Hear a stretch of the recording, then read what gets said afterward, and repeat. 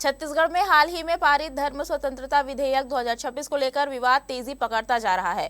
इस बीच भारत मुक्ति मोर्चा ने राज्यपाल को ज्ञापन सौंपते हुए इसे जन विरोधी, दमनकारी और संविधान विरोधी बताया और तत्काल वापस भेजने की मांग की।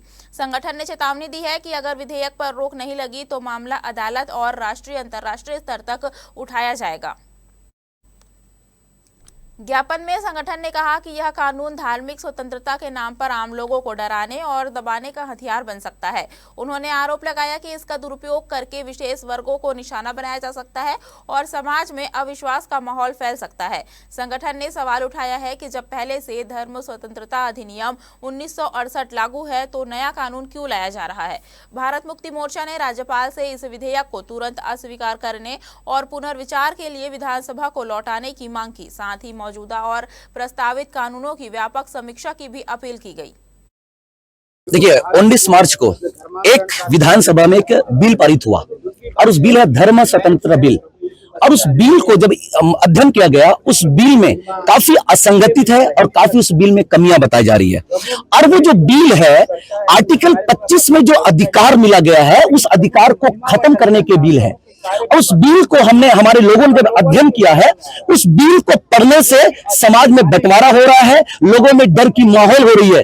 और उस बिल ऐसा बिल है कि हमारी जो मौलिक अधिकार है, बाबा साहब ने भारत के हर नागरिकों को जो अधिकार दिया गया है, ये नया बिल जो पास हुआ है, ये बिल जो है लोग उस अधिकार को ये खत्म कर रहा है।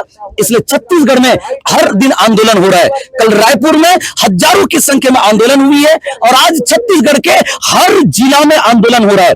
ये जो कानून बनी है वर्तमान में, जो 19 मार्च को यहाँ पर पारित हुआ है, विधायक द्वारा पारित किया गया, हस्ताक्षर की गई है, लाया गया है, वो कानून के विरोध में हम रैली निकाले। भारत मुक्ति मोर्चा, जिसमें पिछड़ा वर्ग, जिसमें आदिवासी परिषद, जिसमें जितने भी मूल निवासी हमारे भारत में हैं, उन सब लोग ने इस भारत मुक्ति मोर्चा के नाम से आवाज़ बनी है। विशेष हम धन्यवाद देते हैं भारत मुक्ति मोर्चा के लिए, जो हर एक जाति, हर एक समाज जो इस देश के मूल निवासी के लिए हमेशा लड़ता है। और जब जब मूल निवासी के लिए कोई भी ऐसे कानून बनती है, उस कानून के लिए हम सामने आते हैं और आते रहेंगे। दूसरी बात यह है कि प्रलोभन का दायरा रखा गया है। प्रलोभन किस बात की?